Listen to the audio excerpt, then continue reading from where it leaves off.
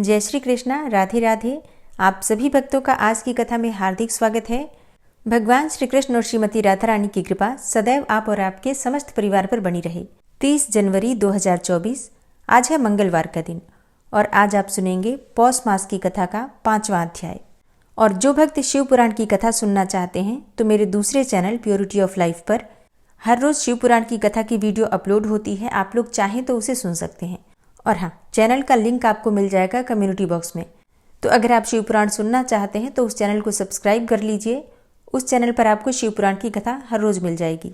और अब भगवान श्री राम का ध्यान करके आज की कथा का प्रारंभ करते हैं। जब विकुंडल ने यमदूत से पूछा कि हे यमदूत, तुम तो मुझे इतना बताने की कृपा करो कि कौन से वो कर्म होते हैं जिन्हें करने से मनुष्य को यमलोक की प्राप्ति नहीं होती, क्योंकि तुम तो सब जानते हो, सर्वज्ञ हो। तब यमदूत कहने लगा कि तुमने बड़ी सुंदर वार्ता पूछी है। यद्यपि मैं पराधीन हूँ, फिर भी तुम्हारे स्नेहवश अपनी बुद्धि के अनुसार बतलाता हूँ। जो प्राणी काया, वाचा और मनसा से कभी दूसरों को दुख नहीं देते, वे यमलोक में नहीं जाते। हिंसा करने वाले वेद, यज्ञ, तप और दान से भी उत्तम गति को नहीं पाते। अहिंसा सबसे बड़ा धर्म है, क्योंकि अहिंसा को ही ऋषियों ने सबसे बड़ा धर्म, तप और दान बताया है। और जो मनुष्य जल या पृथ्वी पर रहने वाले जीवों को अपने भोजन के लिए मार देते हैं, वे कालसूत्र नामक नरक में पड़ते हैं और वहां पर अपना मांस खाते हैं और रक्त पीप पान करते हैं तथा पीप की कीच में उनको कीड़े काटते हैं। ऐसे मनुष्य हिंसक, जन्मांध, काने कुबड़े, लूले लंगड़े, दरिद्र और अंगहीन होते हैं। इस कारण इस लोक में तथा परलोक में सुख की इच्छा रखने वाले को काया, वाचा तथा मन से दूसरों का द्रोह नहीं करना चाहिए, अर्थात मन से, वाणी से या फिर कर्म से भी किसी को भी नुकसान नहीं पहुंचाना चाहिए। जो हिंसा नहीं करते उनको किसी प्रकार का भय नहीं होता। और जिस तरह सीधी और टेढ़ी दोनों प्रकार की बहने वाली नदियां समुद्र में मिल ही जाती हैं, वैसे ही सब धर्म अहिंसा में प्रवेश कर जाते हैं। ब्रह्मचारी, गृहस्थ, वानप्रस्थी तथा यति सभी अपने अपने धर्म का पालन करने और जितेंद्रिय रहने से ब्रह्मलोक को प्राप्त करते हैं। जो जलाशय आदि बनाते हैं और सदैव 5 यज्ञ करते हैं, वे यमपुरी में नहीं जाते। और जो इंद्रियों के वशीभूत नहीं हैं, वेदवादी और नित्य ही अग्नि अर्थात हवन आदि का पूजन करते हैं, ऐसे मनुष्य स्वर्ग में जाते हैं। और जो युद्ध भूमि में सूरवीर मर जाते हैं, अर्थात जो शहीद हो जाते हैं, वे सूर्यलोक को प्राप्त होते हैं। जो अनाथ, स्त्री, शरण में आए हुए तथा ब्राह्मण की रक्षा करने के लिए प्राण देते हैं, वे कभी स्वर्ग से नहीं लौटते। और जो मनुष्य लूले, लंगड़े, वृद्ध, अनाथ तथा गरीबों का पालन करते हैं, वह भी स्वर्ग में जाते हैं। जो मनुष्य गौओं के लिए पानी का आश्रय करते हैं तथा कुआं, तालाब और बावड़ी बनवाते हैं, वे सदैव स्वर्ग में ही निवास करते हैं। जैसे जैसे जीव इनमें पानी पीते हैं, वैसे ही उनका धर्म बढ़ता है, क्योंकि जल से ही मनुष्य के प्राण हैं। इसलिए जो प्याऊ आदि लगवाते हैं, वह अक्षय स्वर्ग को पाते हैं। और बड़े बड़े यज्ञ भी वो फल नहीं देते जो अधिक छाया वाले वृक्ष मार्ग में लगाने से देते हैं। जो मनुष्य वृक्ष रोपण करता है, वह सदैव दानी और यज्ञ करने वाला होता है। जो अच्छे फल और अच्छी छाया वाले मार्ग के वृक्षों को काटता है, वह नरकगामी होता है। तुलसी का पौधा लगाने वाला सब पापों से छूट जाता है। और जिस घर में तुलसी वन है, वो घर तो तीर्थ के समान है और उस घर में कभी यमदूत आते ही नहीं। तुलसी की सुगंध से पितरों का चित्त आनंदित हो जाता है और वे विमान में बैठकर विष्णुलोक को जाते हैं। नर्मदा नदी का दर्शन, गंगा का स्नान और तुलसी दल का स्पर्श, ये सब बराबर बराबर फल देने वाले हैं। हर एक द्वादशी को ब्रह्मा भी तुलसी का पूजन करते हैं। रत्न, सोना, फूल तथा मोती की माला के दान का इतना पुण्य नहीं जितना कि तुलसी की माला के दान का है। जो फल आम के 1000 और पीपल के 100 वृक्षों को लगाने से होता है, वह तुलसी के एक पौधे के लगाने से मिल जाता है। पुष्कर आदि तीर्थ, गंगा आदि नदी, वासुदेव आदि देवता सब ही तुलसी में वास करते हैं। जो मनुष्य 1 बार, 2 या 3 बार रेवा नदी से उत्पन्न शिव मूर्ति की पूजा करता है अथवा स्फटिक रत्न के पत्थर से आप निकले हुए तीर्थ में, पर्वत में या फिर वन में रखी हुई शिव मूर्ति की पूजा करता है और सदैव ओम नमः शिवाय इस मंत्र का जाप करता है, यमलोक की कथा भी उसे नहीं सुनने को मिलती, अर्थात सीधा शिवलोक को प्राप्त होता है। प्रसंग, शत्रुता, अभिमान से शिव पूजा के समान पापों को नष्ट करने वाला तथा कीर्ति देने वाला तीनों लोकों में और कोई काम नहीं। जो मनुष्य शिवालय स्थापित करते हैं वे शिवलोक में जाते हैं। ब्रह्मा विष्णु तथा शिव मंदिर का जो निर्माण करवाते हैं ऐसे मनुष्य वैकुंठवासी होते हैं। और जो भगवान की पूजा के लिए फूलों का बाग लगाते हैं ऐसे मनुष्य तो धन्य हैं। जो माता पिता देवता और अतिथियों का सदैव पूजन करते हैं वे ब्रह्मलोक को प्राप्त होते हैं। यमदूत आगे कहने लगा कि मध्याह्न के समय आया हुआ अतिथि मूर्ख, पंडित, वेद पाठी या पापी कोई भी हो ब्रह्म के समान है। जो रात्रि के थके हुए ब्राह्मण को अन्न जल देता है, मध्याह्न के समय जिसके घर आया हुआ अतिथि निराश नहीं जाता, ऐसा मनुष्य निश्चित ही स्वर्ग का वासी होता है। अतिथि के बराबर कोई धन संपत्ति तथा हित नहीं है। बहुत से राजा और मुनि अतिथि सत्कार से ही ब्रह्मलोक को प्राप्त हुए हैं। जो एक समय आलस्य से भी अतिथि को भोजन करा दे वह यमद्वार नहीं देखता। केशरी ध्वज से वैवस्वत देव ने कहा था कि जो कोई इस कर्मभूमि मृत्युलोक से स्वर्गलोक जाने की इच्छा रखता हो वह अन्न का दान करे। दूत कहता है कि यमराज कहते हैं अन्न के बराबर दूसरा कोई दान नहीं है। जो गर्मियों में जल, सर्दी में ईंधन और सदैव अन्न का दान करते हैं ऐसे मनुष्य कभी यम का दुख नहीं उठाते। जो अपने किए हुए पापों का प्रायश्चित करता है वह नरक को नहीं देखता और प्रायश्चित न करने वाला मनुष्य नरक में ही जाता है। जो काया वाचा और मन से किए हुए पापों का प्रायश्चित करता है वह देव और गंधर्वों से शोभित होकर स्वर्गलोक को प्राप्त होता है। जो नित्य ही व्रत, तप और तीर्थ करते हैं और जितेंद्रिय हैं वह भयंकर यम को नहीं देखते हैं। नित्य धर्म करने वाला मनुष्य दूसरे का अन्न, भोजन और दान का त्याग कर दे। अच्छा, ये बात समझने वाली है। अगर आप बहुत ज़्यादा पूजा पाठ करते हैं, धार्मिक हैं, मतलब साधना करते हैं, मंत्रों का जप करते हैं, व्रत करते हैं, माघ मास का स्नान करते हैं, कार्तिक मास का स्नान करते हैं, मतलब अगर आप धर्म कर रहे हैं, पुण्य अर्जित कर रहे हैं, तो इस बात का भी ध्यान रखिए कि दूसरे का अन्न या फिर भोजन ग्रहण करना या फिर किसी से दान लेना, इससे हमारे किए गए जो पुण्य कर्म होते हैं क्षय हो जाते हैं, क्षीण हो जाते हैं, कम हो जाता है उनका प्रभाव। तो इसलिए इन बातों का भी विशेष रूप से ध्यान रखना चाहिए। अन्न का बड़ा प्रभाव पड़ता है। कहा जाता है ना, जैसा खाए अन्न वैसा होए मन। इसलिए हर किसी के यहाँ भोजन नहीं करना चाहिए। ये पद्म पुराण में वर्णित है, माघ मास महात्म्य में। तो इन बातों का हमें जरूर ध्यान रखना चाहिए। अगर हम बहुत ज़्यादा पुण्य कर्म संचित कर रहे हैं, अर्जित कर रहे हैं अपने लिए, तो प्रयास कीजिए, इन छोटी छोटी बातों पर भी ध्यान दीजिए। अब यमदूत आगे कहता है कि नित्य स्नान करने से बड़े बड़े पापों का भी नाश हो जाता है और यम को नहीं देखना पड़ता। बिना स्नान पवित्रता कैसे हो सकती है? जो मनुष्य पर्व के समय चलते जल में स्नान करते हैं, अर्थात किसी भी नदी या फिर सरोवर में स्नान करते हैं, तो ऐसे मनुष्यों को बुरी योनि नहीं मिलती और न ही वे नरक में जाते हैं। माघ मास में प्रातःकाल स्नान करने वाले मनुष्यों को नियम पूर्वक तिल, पात्र और तिल कमल का दान करना चाहिए। यमदूत कहते हैं कि हे विकुंडल, पृथ्वी, सोना और गौ आदि ये परम दान कहे गए हैं और इन्हें दान करने वाला मनुष्य कभी भी स्वर्ग से नहीं लौटता। बुद्धिमान मनुष्य पुण्यतिथियों, व्यतिपात, संक्रांति आदि को थोड़ा सा दान करके भी बुरी गति को नहीं प्राप्त होता। सत्यवादी, मौन रहने वाला, मीठा बोलने वाला, क्षमाशील, नीतिवान, किसी की निंदा न करने वाला, सब प्राणियों पर दया करने वाला, पराये धन को तृण के समान समझने वाला, ऐसा मनुष्य भी कभी नरक को नहीं भोगता। यमदूत आगे कहता है कि हे वैश्य, एक बार भी गंगा जी में स्नान करने से मनुष्य सब पापों से छूटकर अत्यंत शुद्ध हो जाता है। और जो मनुष्य गंगा जी को दूसरे तीर्थों के समान समझता है वह तो अवश्य ही नरक में जाता है। भगवान श्री हरि विष्णु के चरणों से उत्पन्न हुई गंगा जी, उनके पवित्र जल को श्री शिवजी धारण करते हैं अपने मस्तक पर। और वो ब्रह्मा जी जो संदेह रहित, प्रकृति से अलग और निर्गुण हैं, ब्रह्मांड में उसकी समानता किससे हो सकती है? गंगा जी का नाम हजारों योजन दूर से ही लेने वाला नरक में नहीं जाता। इसलिए मनुष्य को अवश्यमेव गंगा जी में स्नान करना चाहिए। हे वैश्य, जो ब्राह्मण दान लेने का अधिकारी होकर भी दान नहीं लेता, वह आकाश के नक्षत्रों में चंद्रमा के समान है।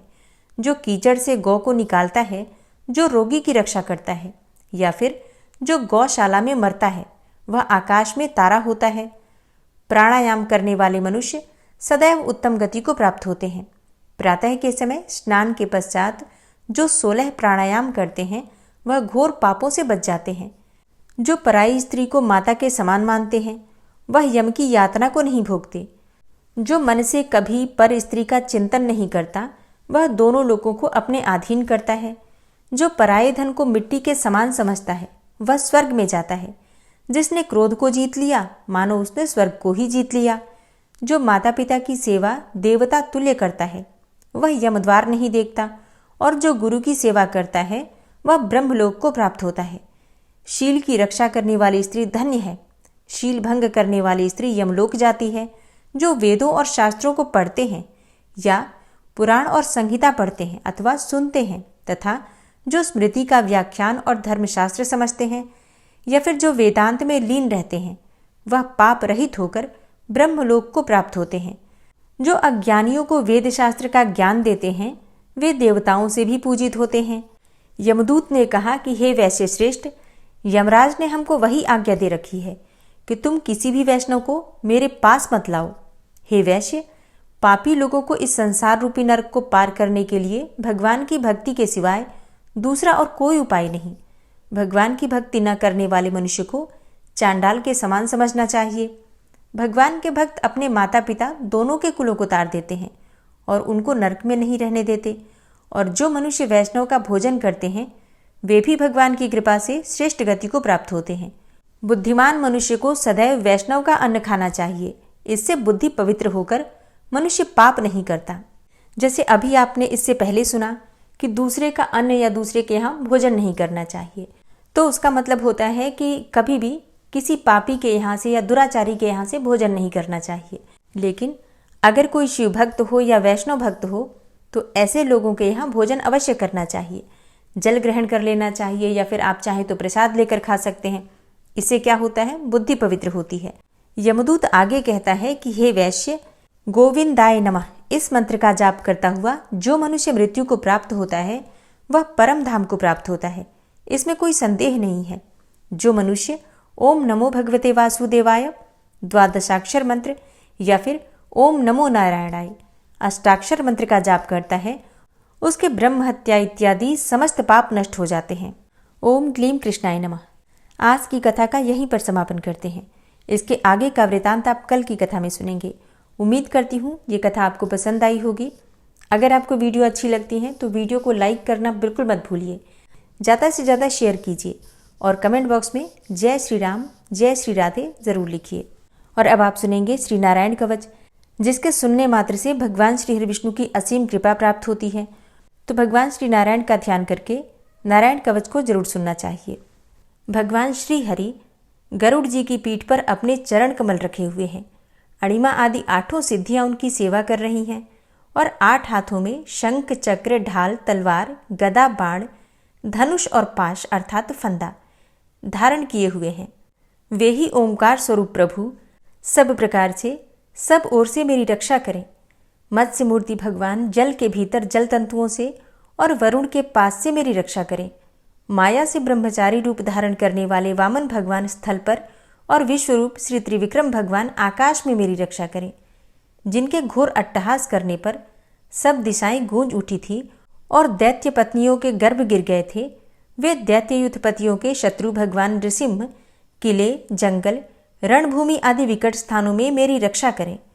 अपनी दाढ़ों पर पृथ्वी को उठा लेने वाले यज्ञ मूर्ति वाराह भगवान मार्ग में, परशुराम जी पर्वतों के शिखरों पर और लक्ष्मण जी के सहित भरत के बड़े भाई भगवान रामचंद्र प्रवास के समय मेरी रक्षा करें। भगवान नारायण मारण, मोहन आदि भयंकर अभिचारों और सब प्रकार के प्रमादों से मेरी रक्षा करें। ऋषि श्रेष्ठ नर गर्व से, योगेश्वर भगवान दत्तात्रेय योग के विघ्नों से और त्रिगुणाधिपति भगवान कपिल कर्म बंधन से मेरी रक्षा करें। परम ऋषि सनत कुमार कामदेव से, हयग्रीव भगवान मार्ग में चलते समय देव मूर्तियों को नमस्कार आदि न करने के अपराध से और देवर्षि नारद सेवा अपराधों से और भगवान कच्छप सब प्रकार के नरकों से मेरी रक्षा करें। भगवान धन्वंतरी कुपथ्य से, जितेंद्र भगवान ऋषभदेव सुख दुख आदि भयदायक द्वंद्वों से, यज्ञ भगवान लोकापवाद से और बलराम जी मनुष्यकृत कष्टों से और श्री शेष जी क्रोधवश नामक सर्पों के गणों से मेरी रक्षा करें। भगवान श्री कृष्ण द्वैपायन व्यास जी अज्ञान से तथा बुद्धदेव पाखंडियों से और प्रमाद से मेरी रक्षा करें। धर्म रक्षा करने वाले महान अवतार धारण करने वाले भगवान कल्कि पाप बहुल कलिकाल के दोषों से मेरी रक्षा करें।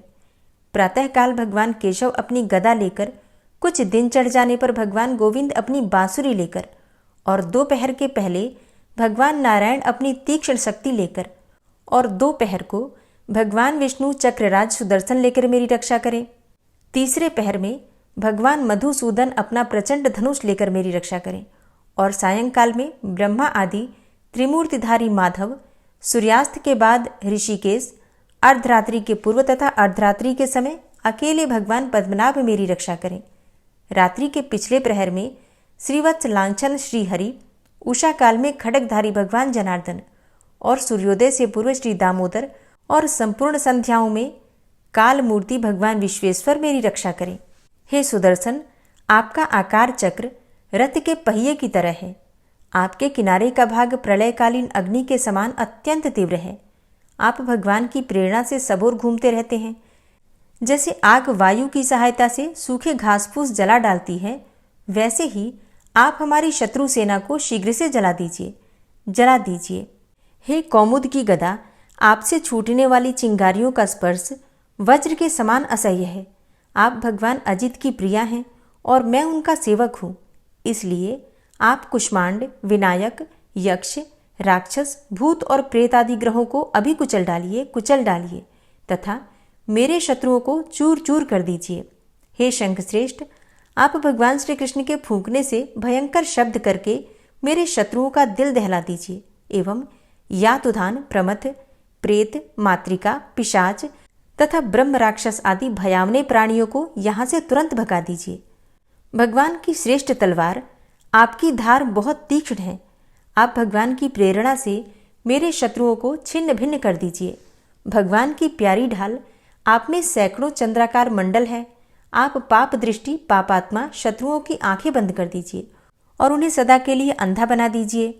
सूर्य आदि ग्रह, धूमकेतु, पुच्छल तारे आदि केतु, दुष्ट मनुष्य, सर्प आदि रेंगने वाले जंतु, दाढ़ों वाले हिंसक पशु, भूत प्रेत आदि तथा पापी प्राणियों से हमें जो भय हो और जो हमारे मंगल के विरोधी हों, वे सभी भगवान के नाम, रूप तथा आयुधों का कीर्तन करने से तत्काल नष्ट हो जाएं।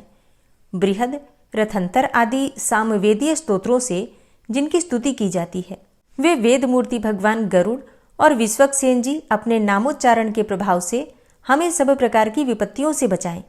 श्रीहरि के नाम, रूप, वाहन, आयुध तथा श्रेष्ठ पार्षद हमारी बुद्धि, इंद्रिय, मन और प्राणों को सब प्रकार की आपत्तियों से बचाएं।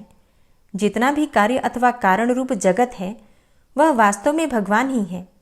इस सत्य के प्रभाव से हमारे सारे उपद्रव नष्ट हो जाएं। जो लोग ब्रह्म और आत्मा की एकता का अनुभव कर चुके हैं, उनकी दृष्टि में भगवान का स्वरूप समस्त विकल्पों से रहित है, भेदों से रहित है। फिर भी वे अपनी माया शक्ति के द्वारा भूषण, आयुध और रूप नामक शक्तियों को धारण करते हैं। यह बात निश्चित रूप से सत्य है। इस कारण सर्वज्ञ, सर्वव्यापक भगवान श्रीहरि सदा सर्वत्र सब स्वरूपों से हमारी रक्षा करें। जो अपने भयंकर अट्टहास से सब लोगों के भय को भगा देते हैं और अपने तेज से सबका तेज ग्रस लेते हैं, वे भगवान नृसिंह दिशा विदिशा में, नीचे ऊपर बाहर भीतर सब ओर से हमारी रक्षा करें। हे देवराज इंद्र, मैंने तुम्हें यह नारायण कवच सुना दिया है। इस कवच से तुम अपने को सुरक्षित कर लो। बस फिर तुम अनायास ही सब दैत्य युद्धपतियों को जीत कर लोगे।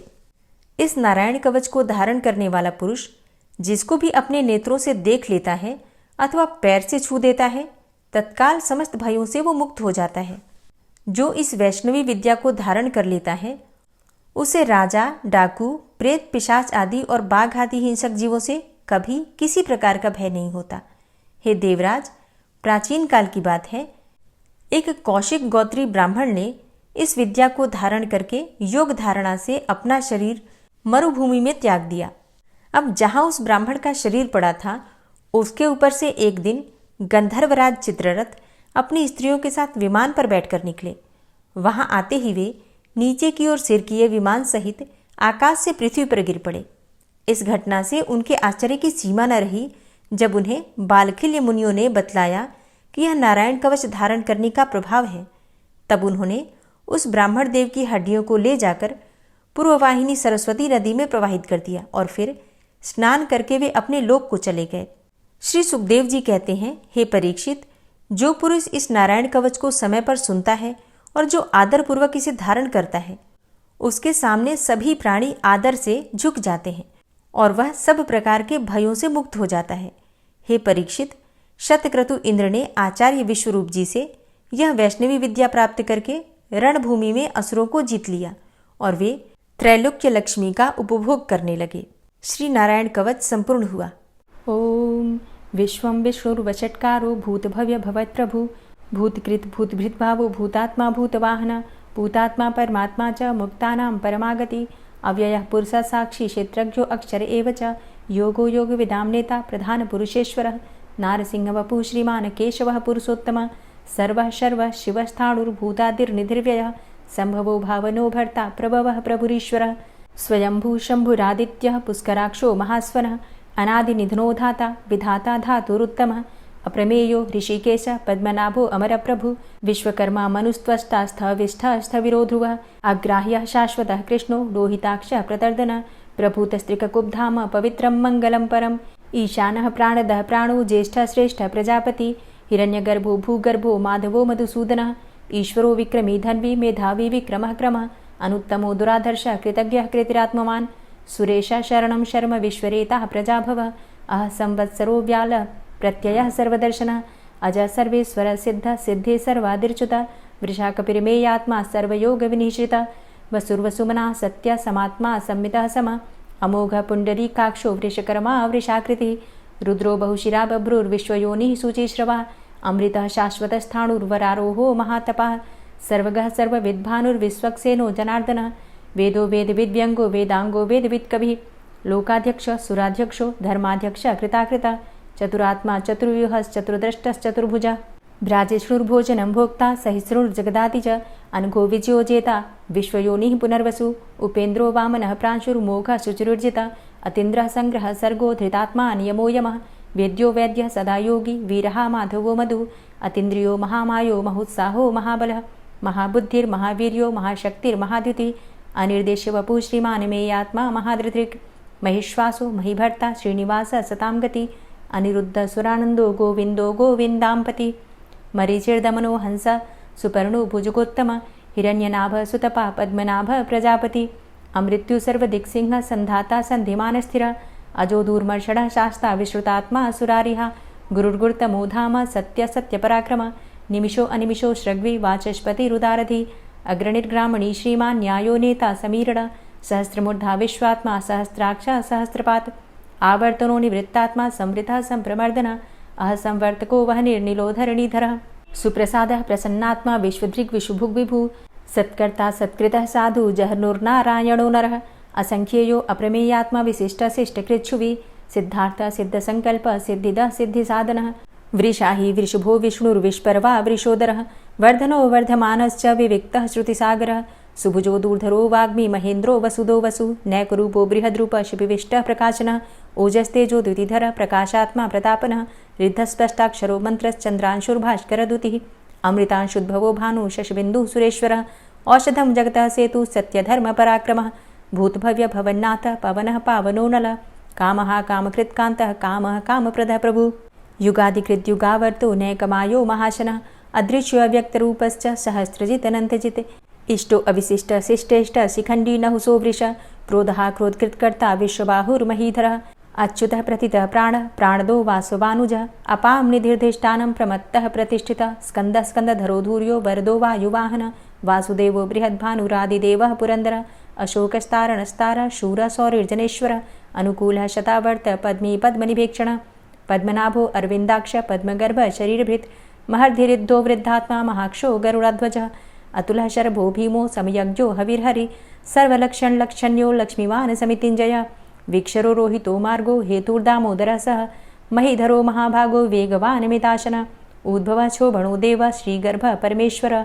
करणं कारणं कर्ता विकर्ता गहनो गुहः व्यवसायो व्यवस्थान संस्थान स्थानदो ध्रुवः परर्थी परमस्पस्तुष्ट पुष्ट सुभेक्षण रामो विरामो विरजो मार्गो नेयो नयोनयः वीर शक्तिमतां श्रेष्ठो धर्मो धर्मविदुत्तमः वैकुंठ पुरुषः प्राण प्राणदः प्रणवः पृथु हिरण्यगर्भ शत्रुघ्नो व्याप्तो वायुरुधोक्षजः ऋतु सुदर्शनः कालः परमेष्ठी परिग्रह उग्रः संवत्सरो दक्षो विश्रामो विश्वदक्षिणः विस्तारस्थावरस्थाणु प्रमाणं बीजमव्ययम् अर्थो अनर्थो महाकोशो महाभोगो महाधनः अनिर्विण्ण स्थविष्टोभू धर्मयुपो महामख नक्षत्रनेमिर्नक्षत्री क्षमा चामः समीहन यज्ञ इज्जो महेज्यश्च क्रतुसत्रं सतां गतिः सर्वदर्शी विमुक्तात्मा सर्वज्ञो ज्ञानमुत्तमं सुव्रतः सुमुखः सुष्मा सुघोषः सुखदः सुहृतः मनोहरो जित्क्रोधो वीरबाहुर्विदारणः स्वापनः स्ववसो व्यापी नैकात्मा नैककर्मकृत् वत्सरो वत्सलो वत्सी रत्नगर्भो धनेश्वरः धर्मगुप्त धर्मकृद्धर्मी सदसक्षरमक्षरम् अविज्ञाता सहस्रांसुर्विधाता कृतलक्षणः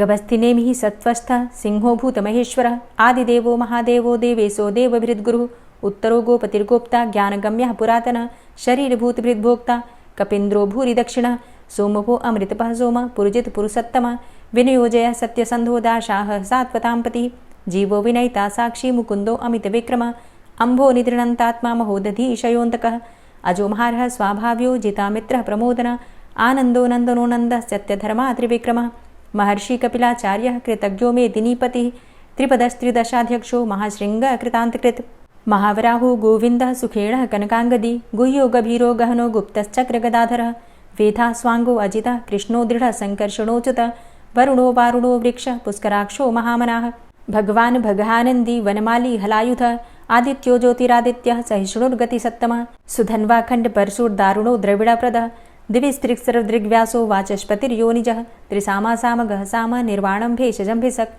सन्न्यासकृच्छमः शान्तो निष्ठा शान्तिः परायणं शुभाङ्गः शान्तिदस्रष्टा कुमुदः कुवलेशयः गोहितो गोपतिर्गोप्ता वृषभाक्षो वृषाप्रियः अनिवर्ति निवृतात्मा संक्षेप्ता चेमकृच्छिवः श्रीवत्सवक्षा श्रीवास श्रीपति श्रीमताम्बरः श्रीद श्रीश श्रीनिवास श्रीनिधि श्रीविभावन श्रीधर श्रीकर श्रेय श्रीमान् लोकत्रयाश्रयः स्वक्ष स्वङ्ग शतानन्दो नन्दिर्ज्योतिर्गणेश्वरः विजितात्मा विधेयात्मा सत्कीर्तिश्छिन्न संशयः उदीर्णः सर्वतक्षसुर्निश शाश्वतः स्थिरः भूषयो भूषणो भूतिर्विशोकः शोकनाशनः अर्चिष्मानर्चितः कुम्भो विशुद्धात्मा विशोधनः अनिरुद्धो अप्रतिरथ प्रद्युम्नो अमितविक्रमः कालिनेमि निहावीर शौरी सूर्यजनेश्वरः त्रिलोकात्मा त्रिलोकेशः केशवः केशिहारी कामदेवः कामपालः कामीकान्तः कृतागमः अनिर्देशवपुर्विष्णोर्वीरो अनन्तो धनञ्जयः ब्रह्मण्यो ब्रह्मकृद्ब्रह्मा ब्रह्म ब्रह्म विवर्धनः ब्रह्मविद् ब्राह्मणे ब्रह्मी ब्रह्मज्ञो ब्राह्मणप्रियः महाक्रमो महाकर्मा महातेजा महोरगः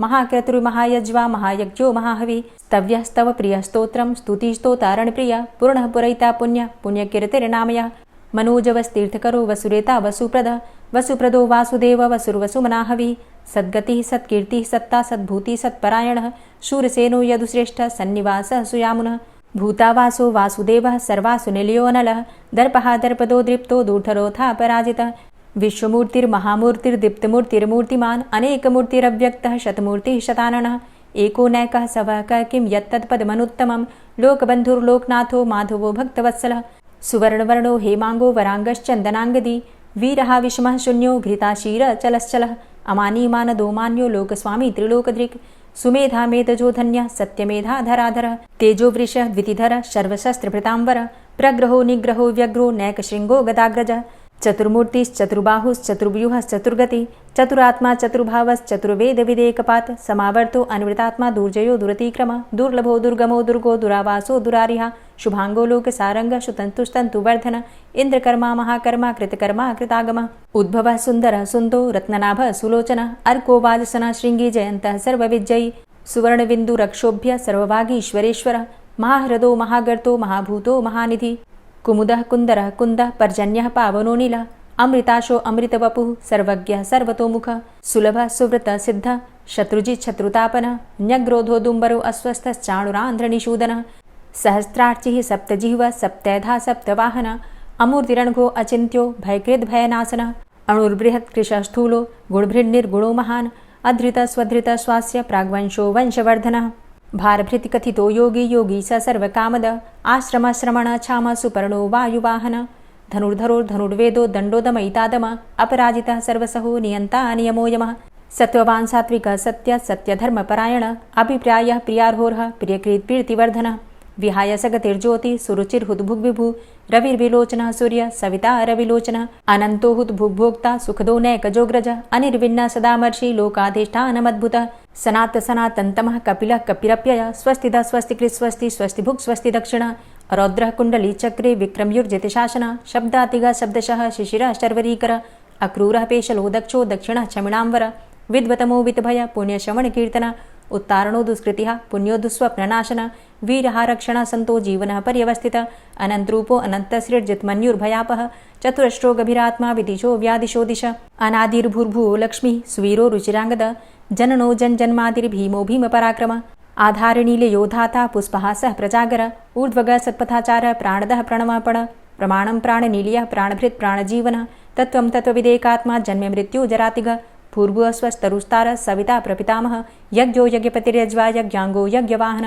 यज्ञभृद्यज्ञकृद्यज्ञ यज्ञभुग्यज्ञ साधन यज्ञान्तिकृद्यज्ञ गुह्यमन्यमन्नादेव च आत्मयोनिः स्वयं जातो वैखानः सामगायन देवकी नन्दन स्रष्टा क्षितिसः पापनाशन शङ्खभृन्नन्दकी चक्री शारङ्गधन्वा गदाधर रथाङ्गपाणिरक्षोभ्य सर्वप्रहरणायुध ओं नमः इति। श्री राधा कृपा कटाक्ष स्तोत्र।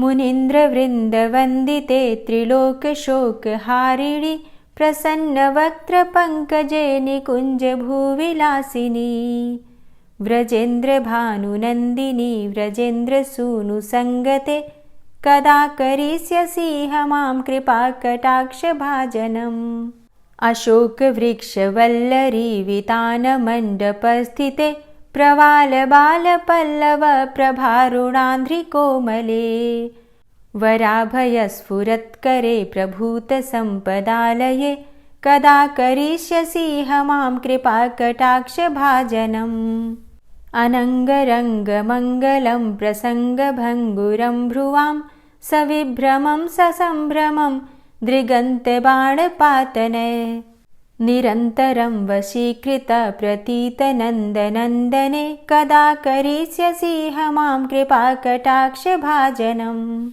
तडित्सुवर्णचम्पकप्रदीप्तगौरविग्रहे मुखप्रभापरास्तकोटिसारदेन्दुमण्डले विचित्रचित्रसञ्चरच्चकोरशावलोचने कदा करिष्यसि मां कृपाकटाक्षभाजनम् मदोन्मदादियौवने प्रमोदमानमण्डिते प्रियानुरागरञ्जिते कलाविलासपण्डिते अनन्यधन्यकुञ्जराज्यकामकेलिकोविदे कदा करिष्यसि मां कृपाकटाक्षभाजनम् अशेषहावभावधीरहीरहारभूषिते प्रभूतशातकुम्भकुम्भकुम्भिकुम्भसुस्तनि प्रशस्तमन्दहास्यचूर्णपूर्णसौख्यसागरे कदा करिष्यसि मां कृपाकटाक्षभाजनम् मृणालवालवल्लरी लताग्रलास्यलोलनीललोचनावलोकने ललल्लुलन्मिलन्मनोज्ञमुग्धमोहिनाश्रिते कदा करिष्यसि मां कृपाकटाक्षभाजनम् सुवर्णमल्लिकाञ्चितत्रिरेखकम्बुकण्ठगे त्रिसूत्रमङ्गलीगुणत्रिरत्नदीप्तिदीधिते सलोलनीलकुन्तलप्रसूनगुच्छगुम्फिते कदा करिष्यसि मां कृपाकटाक्षभाजनम् नितम्बबिम्बलम्बमानपुष्पमेखलागुणे प्रशस्तरत्नकिङ्किणीकलापमध्यमञ्जुले करीन्द्रशुण्डदण्डिकावरोहशोभगोरुके कदा करिष्यसि मां कृपाकटाक्षभाजनम् अनेकमन्त्रनादमञ्जुनूपुरारवस्खलत् समाजराजहंसवंश निक्वडाति गौरवे विलोलहेमवल्लरी विडम्बिचारुचङ्क्रमे कदा करिष्यसि मां कृपाकटाक्षभाजनम् अनन्तकोटिविष्णुलोकनम्रपद्मजार्चिते हिमाद्रिजापुलोमजा विरिञ्चिजावरप्रदे अपारसिद्धिरिद्धिदिग्धसत्पदाङ्गुलीनखे कदा करिष्यसि हमां कृपा कटाक्ष भाजनम्। मखेश्वरी क्रियेश्वरी स्वधेश्वरी सुरेश्वरी त्रिवेद भारतीश्वरी प्रमाण शासनेश्वरी रमेश्वरी क्षमेश्वरी प्रमोद काननेश्वरी ब्रजेश्वरी व्रजाधिपे श्रीराधिके नमोस्तुते। इतीममद्भुतं स्तवं निशम्य भानुनन्दिनी करोतु सन्ततं जनं कृपाकटाक्षभाजनम्। भवेत्तदैव सञ्चित त्रिरूपकर्मनाशनं लभेत्तदा ब्रजेन्द्रसूनुमण्डल प्रवेशनम्। जय जय श्री राधे, जय जय श्री राधे। और अब आप सुनेंगे श्री तुलसी चालीसा। श्री तुलसी महारानी करु विनय सिरनाय, जो मम हो संकट विकट दीजे मात नशाय। नमो नमो तुलसी महारानी, महिमा अमित न जाए बखानी। दियो विष्णु तुमको सन्माना, जग में छायो सुयस महाना। विष्णु प्रिया जय जयति भवानी, तिहु लोक की हो सुख खानी। भगवत पूजा करे जो कोई, बिना तुम्हारे सफल न होई। जिन घर तव नहीं होय निवासा, उस घर कर ही विष्णु नहीं बासा। करें सदा जो तव नित सुमिरन, तेहि के काज होय सब पूरन। कार्तिक मास महात्म तुम्हारा, ताको जानत सब संसारा। तव पूजन जो करे कुंवारी, पावे सुंदर वर सुकुमारी। करे जो पूजा नित प्रति नारी, सुख संपत्ति से होय सुखारी। वृद्धा नारी करे जो पूजन, मिले भक्ति होवे पुलकित मन। श्रद्धा से पूजे जो कोई, भवनिधि से तर जावे सोई। कथा भागवत यज्ञ करावे, तुम बिन नहीं सफलता पावे। छायो तब प्रताप जग भारी, ध्यावत तुम्हीं सकल चित धारी। तुम्ही मात यंत्रन तंत्रन में, सकल काज सिद्धि होवे क्षण में। औषधि रूप आप हो माता, सब जग में तव यश विख्याता। देव ऋषि मुनि और तपधारी, करत सदा तव जय जयकारी। वेद पुराणन तव यश गाया, महिमा अगम पार नहीं पाया। नमो नमो जय जय सुख कारणि, नमो नमो जय दुख निवारणी। नमो नमो सुख संपत्ति देनी, नमो नमो अघ काटन चेनी। नमो नमो भक्तन दुख हरणी, नमो नमो दुष्टन मद छेनी। नमो नमो भव पार उतारणी, नमो नमो परलोक सुधारणी। नमो नमो निज भक्त उबारणी, नमो नमो जन काज सवारणी। नमो नमो जय कुमति नशावनी, नमो नमो सब सुख उपजावनी। जयति जयति जय तुलसी माई, ध्याऊं तुमको शीश नवाई। निज जन जानि मोहि अपनाओ, बिगड़े कारज आप बनाओ। करूं विनय मैं मात तुम्हारी, पूर्ण आशा करहु हमारी। शरण चरण कर जोरी मनाऊं, निश दिन तेरे ही गुण गाऊं। करहु मात अब मोह पर दाया, निर्मल होए सकल मम काया। मांगू मातु यही बर दीजे, सकल मनोरथ पूर्ण कीजे। जानू नहीं कछु नेम आचारा, क्षमहु मातु अपराध हमारा। 12 मास करे जो पूजा, तासम जग में और नहीं दूजा। प्रथम ही गंगा जल मंगवावे, फिर सुंदर स्नान करावे। चंदन अक्षत पुष्प चढ़ावे, धूप दीप नैवेद्य लगावे। करें आचमन गंगा जल से, ध्यान करे हृदय निर्मल से। पाठ करे फिर चालीसा की, स्तुति करे मात तुलसा की। यह विधि पूजा करे हमेशा, ताके तन नहीं रहे कलेशा। करे मास कार्तिक का साधन, सोवे नित पवित्र हुई जाहि। है यह कथा महासुखदाई, पढ़े सुने सो भव तर जाई। यह श्री तुलसी चालीसा, पाठ करे जो कोय। गोविंद सो फल पावही, जो मन इच्छा होय। तुलसी चालीसा संपूर्ण। और अब आप सुनेंगे तुलसी महारानी की आरती।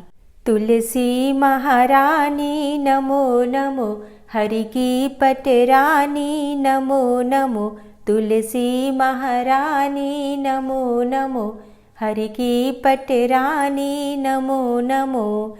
धन्य तुलसी पूरण तप कीनो, धन्य तुलसी पूरण तप कीनो। शालिग्राम की बनी पटरानी नमो नमो। तुलसी महारानी नमो नमो, हरि की पटरानी नमो नमो। जाके पत्र मंजरी कोमले, जाके पत्र मंजरी कोमले।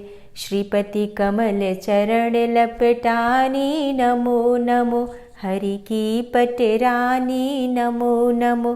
तुलसी महारानी नमो नमो।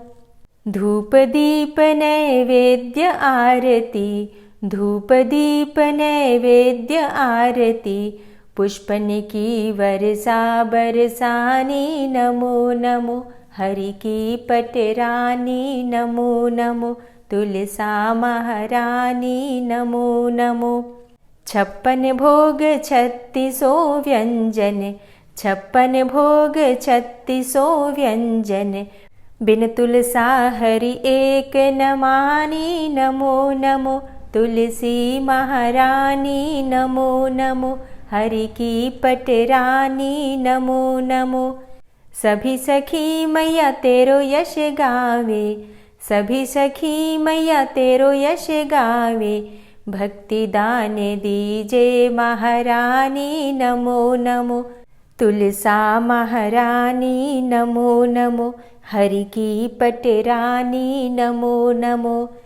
नमो नमो तुलसा महारानी, नमो नमो तुलसी महारानी।